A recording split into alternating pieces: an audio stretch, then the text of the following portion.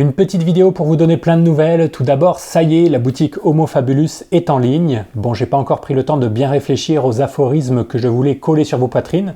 Donc je vous ai juste fait un t-shirt amoral par amour du dégoût et un autre t-shirt géologie supérieure à sciences sociales, point d'interrogation, pour mettre un peu d'ambiance dans vos repas ou vos soirées étudiantes. Ça marche très bien, j'ai testé.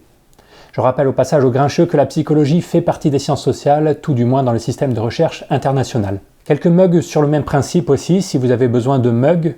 Par contre, je ne vous recommande pas d'acheter mes produits si vous n'en avez pas besoin. Je ne suis pas là pour vous pousser à la consommation.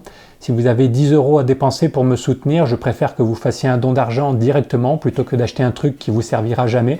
Surtout que je touche que 5 € par t-shirt et 3 € par mug. Mais si vous avez besoin d'un t-shirt pour sortir les poubelles, alors allez-y, faites-vous plaisir. Deuxièmement, j'ai décidé de vous fournir une version podcast de mes vidéos, et par là je veux dire que je vais juste uploader la bande-son de mes vidéos sur vos diffuseurs de podcasts préférés, pour ceux qui voudraient m'écouter en voiture, ceux qui veulent économiser de la bande passante, ou ceux qui me trouvent trop moche pour être regardé pendant 15 minutes d'affilée. Il y a quelques trucs que vous n'arriverez pas à comprendre à cause du manque d'images, mais je pense que 95% de ce que je dis, vous arriverez à le comprendre, parce que comme je vous l'ai déjà dit ailleurs, une bonne vidéo de vulgarisation pour moi, c'est une vidéo qui se regarde les yeux fermés, et j'essaie de respecter ce principe quand je crée mes vidéos. Pour le développement de ma chaîne, c'est pas optimal parce que ça veut dire que mes vues vont être réparties sur plusieurs plateformes, mais je préfère vous faciliter l'écoute plutôt que de soigner mes statistiques.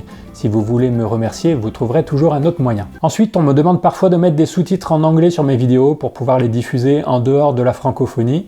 Et c'est vrai que ça serait une bonne idée parce qu'il y a beaucoup de sujets que j'aborde qui ne sont pas vulgarisés en anglais. Jusqu'ici, je ne l'ai jamais fait parce que ce serait beaucoup trop de boulot pour moi de tout traduire manuellement, mais j'ai quand même décidé de mettre une traduction automatique de mes sous-titres en français, qui eux sont créés manuellement. Et même si c'est de la traduction automatique, le résultat est pas trop dégueu, je trouve, enfin, sauf dans quelques cas particuliers. Et c'est pourquoi aujourd'hui je vous propose de faire une petite mise au point sur la question du langage finaliste, qu'on retrouve aussi sous le nom de langage téléologique, qui veut dire plus ou moins la même chose, mais en se la pétant un petit peu plus. Vous pouvez donc maintenant diffuser mes vidéos à tous vos potes qui parlent pas français, et s'il y a des volontaires pour corriger les traductions automatiques, n'hésitez pas à me contacter. Ces derniers temps, j'ai pas été hyper actif sur la chaîne pour plusieurs raisons. D'abord parce qu'il y a eu le coronavirus et qu'au début, quand ça a commencé, j'ai cru ressentir une demande assez importante de vulgarisation sur ces sujets. Donc j'ai passé une bonne partie de mon temps à vulgariser un petit peu les papiers qui sortaient. Ceux qui me suivent sur Twitter ou Facebook s'en sont rendus compte. Ensuite, j'ai aussi été occupé à écrire le livre sur la morale dont je vous avais parlé. J'ai passé une bonne partie de l'été dessus et ça y est, il est quasiment fini. Je suis en train de faire les dernières corrections là tout de suite. J'en suis assez satisfait, j'ai hâte de vous le présenter, ça devrait arriver courant 2021. Et puis j'ai aussi été occupé à faire de la recherche, j'avais plus ou moins arrêté la recherche depuis la fin de ma thèse, mais là j'ai recommencé, j'ai un peu bossé sur les réactions psychologiques au coronavirus et sur une analyse du YouTube de vulgarisation scientifique. Je vous reparlerai de tout ça le jour où les articles sortiront. Et bien sûr, les plus assidus d'entre vous savent que je passe mes week-ends à retaper une maison neuroquantique, et vous pouvez d'ailleurs suivre ces aventures sur ma chaîne secondaire Rénovation Neuroquantique. C'est une chaîne d'une qualité extraordinaire qui mérite tellement plus d'abonnés.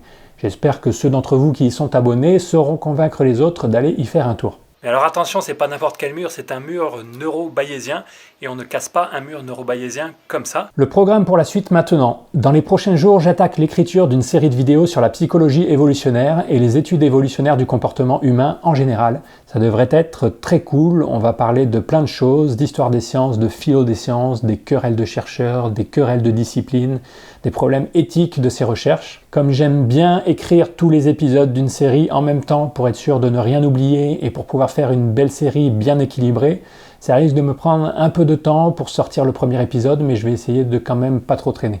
Et il y aura un gros morceau de cette série qui sera dédié à vos questions et à essayer de dissiper les nombreuses idées reçues qui existent sur ces sujets. Donc vous pouvez d'ores et déjà me poser toutes vos questions en commentaire sous cette vidéo. Allez-y, c'est le moment. Pas de lien vers des billets de blog, juste des questions précises et concises. C'est tout pour aujourd'hui, je retourne finir les dernières corrections de mon livre et j'attaque l'écriture de la série juste après. A très bientôt, bande de primates.